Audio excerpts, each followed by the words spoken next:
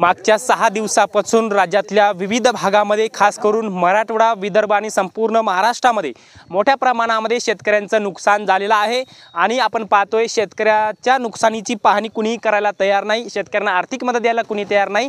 आणि कालच राज्याचे मुख्यमंत्री देवेंद्र फडणवीस यांनी केंद्र सरकार म्हणजे आपण पाहतोय नरेंद्र मोदी म्हणजे प्रधानमंत्री नरेंद्र मोदी यांची भेट ओला दुष्काळ आणि कर्जमाफीवरून घेतलेली आहे। भरीव मदत केंद्र सरकार राज्याला करेल अशी प्रतिक्रिया सुद्धा मुख्यमंत्र्यांनी दिली आहे। आणि याबरोबर आपण पाहतोय आता अजून काही आपल्यासोबत स्वाभिमानी शेतकरी संघटनेचे कार्यकर्ते आणि शेतकरी आपल्यासोबत उपस्थित आहेत। आता सरकारला काय आवाहन करतील ती सुद्धा आपण जाणून घेण्याचा प्रयत्न करणार आहोत। मी माधवराव रावसाहेब कदम, अकोलीकर तालुका वसमत, स्वाभिमानी शेतकरी संघटना उपाध्यक्ष। मी शेतकरी संघटना उपाध्यक्ष या नात्याने सरकारला आवाहन करतो की शेतकऱ्यावर शेतकऱ्याला आज तात्काळ मदतीची गरज आहे। सरकारनं आमचं कोणी तलाठी आमच्या इथं आला नाही, ग्रामसेवक आला नाही, कोणी कृषी सहाय्यक आला नाही, कृषी अधिकारी आला नाही। आमचे पंचनामे करून आम्हाला तात्काळ मदत द्यावं आणि आम्हाला भरीव अशी मदत करावं की पंजाबच्या धर्तीवर आम्हाला मदत व्हावं आणि आमचं सरसकट कर्ज माफ करावं। कारण आमचं या 5 वर्षामध्ये जवळपास आमच्या शेतीमालाचे पूर्ण भाव गडगडलेले आहेत। शेतीमालाला कोणताही भाव नाही। त्याच्यामुळं शेतकरी या अतिवृष्टीने कवा दुष्काळीने कवा शेतकरी कंगाल झालेला आहे, शेतकरी उद्ध्वस्त झालेला आहे। तरी मेहरबान मायबाप सरकारनं आमचं कर्ज माफ करावं एवढी सरकारला मी विनंती करतो। शेतकऱ्याचं 100% नुकसान झालेलं आहे आणि सरकारला विनंती करतो की शेतकऱ्याला हेक्टरी 50,000 रुपये अनुदान द्यायला पाहिजे आणि कर्ज माफ करून 23-24चा विमा देऊन टाकायला पाहिजे राहिलेला आहे। पीक विम्याचा मुद्दा महत्त्वाचा। पीक विम्याचा मुद्दा कोणीच या शेतकऱ्यांमधून मांडला नाही ना। पण आता पीक विम्या संदर्भामध्ये काय सांगाल? सरकारने 4 ट्रिगर ठेवले होते मागच्या वर्षी, पण यावर्षी सुरुवातीचे 2 ट्रिगर काढून टाकले, म्हणजे तुम्हाला त्या ट्रिगरमधून आता पीक विमा मिळणार नाही। सरकारला काय सांगाल? सरकारने आता विम्याच्या संदर्भात म्हणलं तर विमा द्यायलाच पाहिजे। अनिवार्य न करता काही न करता ठरलेलं आहे त्या हिशोबाने विमा द्यायला पाहिजे, त्या पद्धतीने विमा द्यायला पाहिजे। आपल्यासोबत अजून काही शेतकरी आहेत, या ठिकाणी आपण बोलण्याचा प्रयत्न करणार आहोत। काय सांगाल पीक विमा संदर्भामध्ये? सरकारने हा निर्णय घेतला की बाबा शेतकऱ्याला आता पीक विमा मिळणार नाही, 2 ट्रिगर काढून टाकले। ज्या वेळेस आम्ही पीक विमा भरतो त्यावेळेस आम्हाला आशा असते की बाबा कमीत कमी आमचं पीक गेल्यानंतर ज्या पिकाची नुकसान भरपाई व्हावी त्या हेतूने आम्ही पीक विमा भरीत असतो। पण ह्या सरकारने काही निकष लावल्यामुळे त्या सोयाबीनचा भाव एक तर कमी असल्यामुळे आणि दुसरी गोष्ट आमचं सोयाबीन सगळं गेलं। ह्या सोयाबीन गेल्यामुळे आम्हाला काहीतरी सरकारची मदत भेटावी या हेतूने आम्ही पीक विमा भरला।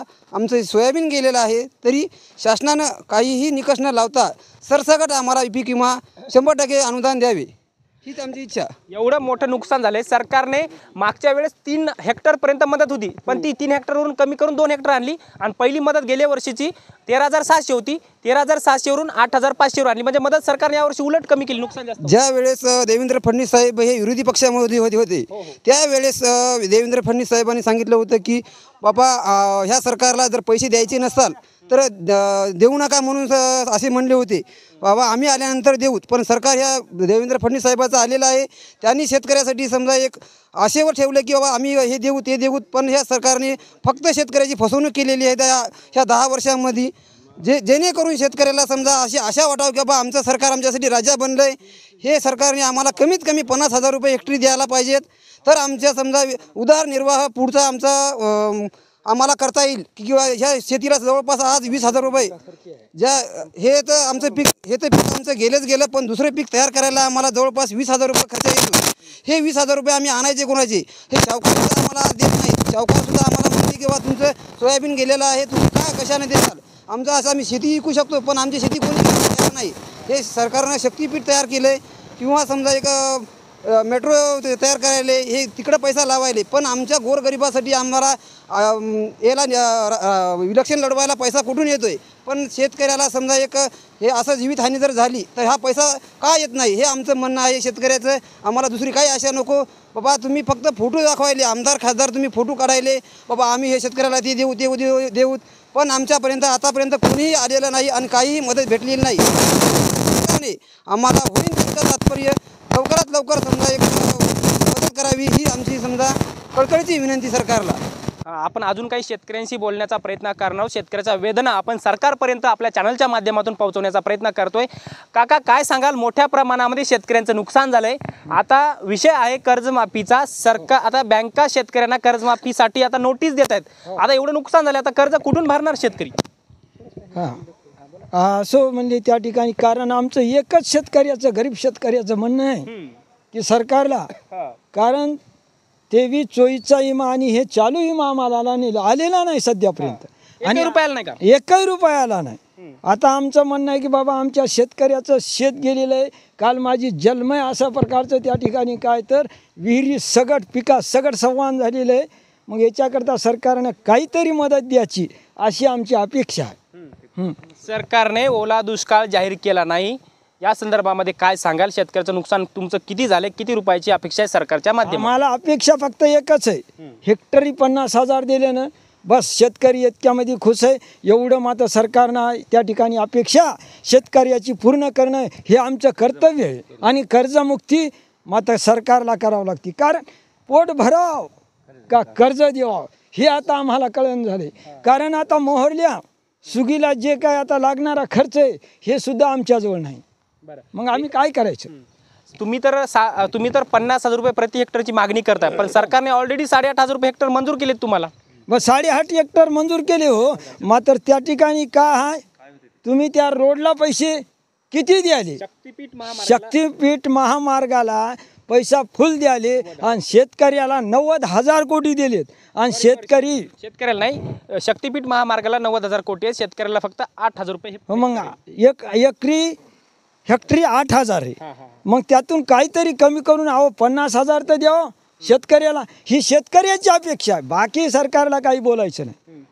ओला दुष्काळ लागू केला जाईल का सरकारकडून? काय वाटतं? ओला दुष्काळ तर करावं लागतं कारण हे पाणी पाहणं जलमय पृथ्वी झाली. जलमय शेतकऱ्याचं सोयाबीन गेलं, या शेतकऱ्यांना आता काय करायचं? मग याच्याकरता सरकारनं काहीतरी मदत करायची.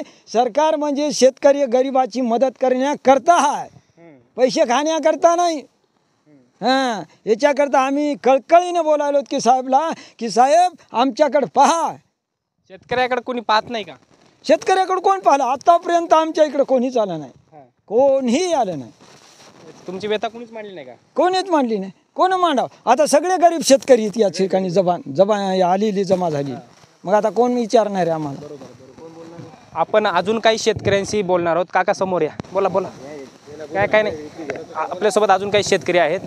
काय सांगाल तुम्हाला एकंदरीत ओला दुष्काळ शेतकऱ्याची ज्या काही मागण्या आहेत सरकार यावरती कुठेतरी लक्ष देत नाही का? हो सरकारनं जाहीर केलं 8,500 रुपये हेक्टर, 85 रुपये गुंठा. एका गुंठ्याला 100 रुपये खर्च आला आहे. 10,000 रुपये हेक्टर आम्हाला खर्च आला आहे आणि देते सरकार किती? 8,500 रुपये. त्या 8,500 काय धकवायचं? 10,000 तर आम्ही पहिलाच खर्च केला आहे. शावकारात 10चे 15 झालेत. भरायचे कसे आता? सोयाबीन तर हे दाखिले तुम्ही आता पाहिलं. या सोयाबीन भरवायचं कसं काय? मुख्यमंत्री म्हणत आहेत का आपल्याला नरेंद्र मोदी मदत करणार आहेत? आता मुख्यमंत्री करते का मोदी करते? मोदीनं तर 2014 सांगलं आजचे दिन आएंगे. शेतकऱ्याला तेव्हापासून आजचे दिनच पाहिलं. शेतकरी 1500 कोटी भेटलेत. 15 लाख नाही, 1500 कोटी भेटले त्याचे आमदार खासदाराला. शेतकऱ्यापर्यंत भेटले नाहीत. नाही. मग आता शेतकऱ्याचं आता एकंदर एवढं नुकसान झालं, आता नुकसान भरून कसं निघेल? सरकार तर कुठं मदत करायला तयार नाही. सरकारनं विचार करा पाहिजे की बाबा तुम्हाला काही करायला दुसऱ्या योजनांना पैसे आहेत, जे शेतकऱ्याला लागते त्याला नाही. शेतकऱ्याला हानी कोणतीही आली त्या शेतकऱ्याकडे कोणी दुर्लक्ष करायला. याने 1 रुपयात पीक विमा आणला, 1ही रुपया कोणा शेतकऱ्याला भेटला नाही. फक्त कंपनीला पैसे भेटले. 23-24 आणि 22-23 1ही रुपया शेतकऱ्याला भेटला नाही. हे फक्त गेले कोणाकडे? कंपन्याकडं आणि स्थानिक आमदार खासदाराला. शेतकऱ्यापर्यंत आला नाही 1 रुपया. पंजाबमध्ये 2 महिन्यापूर्वी अतिवृष्टी झाली. पंजाबचे मुख्यमंत्री आम आदमी पार्टीचे भगवंत मान यांनी शेतकऱ्यांना हेक्टरी 50,000 रुपयाची मदत जाहीर केली. म्हणजे पंजाबमध्ये हे होऊ शकतं, महाराष्ट्रामध्ये का नाही होऊ शकत? हो, ते शेतकरी पुत्र आहे म्हणून शेतकरी त्याला येता माहीत आहे. इथं शेतकरी पुत्र एकही नाही ना. महाराष्ट्रात शेतकरी म्हणून असं एकही नेता नाही. ते शेतकरी नाहीतच. फडणवीसांना शेतकऱ्यांचा कळवला नाही असं म्हणायचं? नाहीच ना. असल्यावर ते जाहीर करू शकतात. अजित पवार शेतकरी पुत्र आहेत ना. कुठं येतं? 70,000 कोटी घेऊन बसलेले आहेत. एकनाथ शिंदे शेतकरी पुत्र आहेत. एकनाथ शिंदे सुद्धा हो, ते शेती फक्त दाखवाय जातात.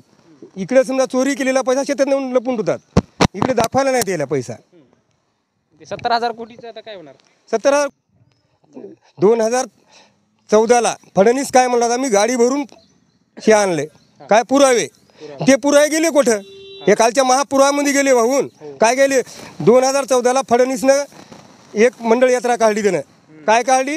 कापसाला 10,000 भाव देऊत, सोयाबीनला 10,000 भाव देऊत. त्यावेळेस काँग्रेस सरकारमध्ये सोयाबीन होतं 8,000 रुपये. हां, कापूस होता 10,000 रुपये, आज कापूस आहे 6,000 रुपये क्विंटल आणि सोयाबीन आहे 3200 रुपये क्विंटल आणि खताचं पोतं होतं 300 रुपयाला, ते पोतं आहे 1900 रुपयाला. म्हणजे शेतकरी माती या सरकारने केली का त्या सरकारने केली?